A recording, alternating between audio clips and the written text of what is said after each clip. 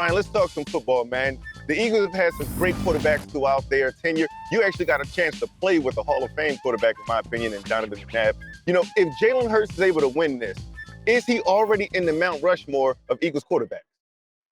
Well, I think it's super special when you have the ability to win a Super Bowl. So it will be absolutely special. You know, usually when you talk about Mount Rushmore, you have to talk about longevity. You have to talk about doing it over a course of years. You can certainly bump it up much faster when you have a Super Bowl underneath your belt. But Jalen Hurts still has a little bit of ways to go, and that's not embarrassing to say. He still has plenty of time to be able to do that. I'm just super excited about his opportunity this season and what he's been able to do this year. Now, Brian, you have a unique perspective as a running back who played at a high level. When you look at Jalen Hurts in this rushing attack, what impresses you so much about this squad? Well, this team has been multiple. They've had the ability to run the ball at the quarterback. They've had the ability to run the ball with the running back. They've been able to block every front that is designed to stop the run and still be successful running the ball. And then when you look at the passing game, you can affect the team on all three levels: the short game, the medium game, and the deep game. They've been able to score on all three levels. And when you have that, now the defense is not sure where to play you. They're not sure exactly what to do. And of course, you have playmakers on all three levels: tight end, Dallas Goedert, wide receiver Devontae Smith, and A.J. Brown. And then you have the running back out of the backfield that just have done a great job of receiving the ball. And so this team has been super impressive throughout the season. Brian, you talked about the passing game. You got a chance to see that connection between McNabb and T.O. Now, I want you to talk to me about the comparisons between them and A.J. Brown and Jalen Hurts. Do you think that's fair? Well, I think it's fair. I mean, when I think of A.J. Brown and his ability to catch and run, I mean, he feels like T.O. He feels like he has that same ability. Now, we all know T.O. was super special. Super Bowl, he goes out and have 9 catches over 100 and I think 30 or so yards on a broken leg. It's hard to compare that. But A.J. Brown has just done a great job of catching and running. He's done a great job of blocking. He's also done a great job of being that deep threat. And when you have the ability to do all those things, those are T.O. types of characteristics, the ability to affect the game in so many different ways. Brian, I got a chance to watch Donovan McNabb lead the Eagles to the Super Bowl. Came just this close to winning it, but that's still a big deal. Do you feel McNabb gets the respect he deserves? And if not, what will it take for that to happen? Well, I mean, I don't think he gets the respect that he deserves. I mean, when Donovan came to this team, we were 3-13. We weren't a very good franchise. He was able to lead this team to a decade or more of good football, playoff appearances, Super Bowl appearance, NFC Championship game appearances. And so when you're talking about the best quarterback in the history of the franchise, Donovan McNabb is at the top of the list. So, for anyone to ever bring him up in a negative way, this scene sounds kind of silly to me. So, of course, I think there's always should be more respect for the best. Why do you, pardon me for interrupting you, Brian, but this question is important to me. Why do you think that is? Is it that throw-up narrative? Is it just his disposition? Why is McNabb so disrespected in your opinion? Well, I don't know. I don't think it's a throw-up situation or anything even about that.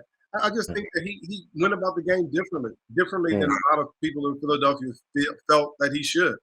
And he was super successful at that. And so, to me, when you look at the way that Don went about the game, he was fun-loving. He enjoyed it. And a lot of people went serious and stoic, and that's just not him. He was able to enjoy the game in a different manner. And I personally appreciated that about him. So I do have another question for you. Andy Reid, you played under Coach Andy Reid. Things didn't work out there. He wasn't able to get that chip. Do you think things would have stuck out? Do you think you guys would have won that chip with Andy Reid eventually if he hadn't gone on to Kansas City? Well, I think, if we talk about our 2014, I think if we would have stayed together, we would have won the championship. No doubt about it. We would have won the Super Bowl if we would have stayed together. Unfortunately, we weren't able to stay together. By the time Andy was at his end of his tenure, 2012, 2013, the team had just kind of deteriorated, and it was time for him to move on. And he made a very successful move to Kansas City, got a team that was not very good, but just had a bunch of talent to play on a different level. And now you're talking about one of the best teams in the history of the game, the Kansas City Chiefs, led by Patrick Mahomes and Andy Reid. And so it's just hard to it is just hard to take anything away from him. He's just been a super important coach in the history of this game. Indeed. So now I want you to put your GM hat on for me, Brian. What do you think about the Eagles' run game for next season? Do you think they should go out, draft a rookie running back? Should they make a big splash in free agency? And how do you feel as a running back with running backs being devalued as free agents? Well, we just saw a running back in Miles Sanders have over 1,200 yards, 11 touchdowns this year. He had an impressive season. So my first instinct would say to re-sign Miles Sanders back and find a way to get him back in the fold. It takes a special type of running back that wants to block, that wants to be a part of this RPO football game that they run on the offense. And Miles has just done a great job of making the first man miss. He's done a great job of being explosive, making big plays this season. And that's the type of running back that you need. So, for me, my first instinct is always to resign the guys that we have instead of going out and getting guys that you don't know if they're going to fit or not. Indeed. Well, I know you got to go, Brian, but we're going to keep it quick. We got some rapid fire questions for you. We're putting you on the hot seat. All right. So, Brian, where's he going? Aaron Rodgers. Las Vegas. Vegas. Ooh, he's a bad man. I can see him in Vegas. Derek Carr. He's meeting with the Saints right now. Where Derek Carr going? I like the Saints. I like the Saints for Derek Carr. Yeah. Okay. Out in New Orleans eating that gumbo. Jimmy G.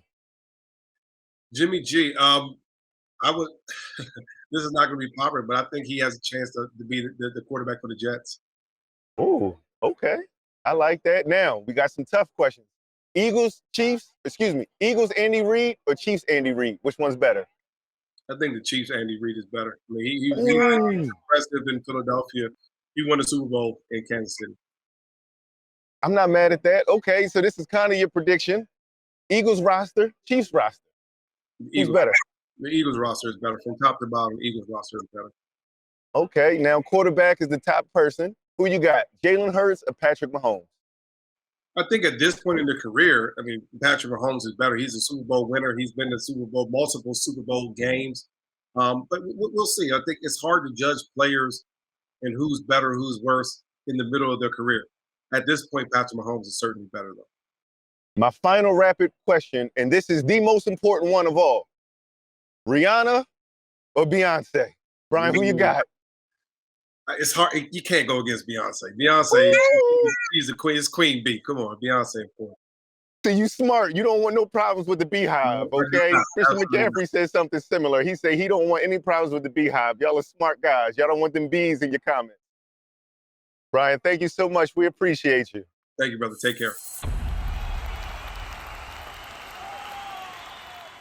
Hey, sports fans, if you want to see more conversations with athletes and stars, check out these videos right here and be sure to subscribe for more from USA Today Sports.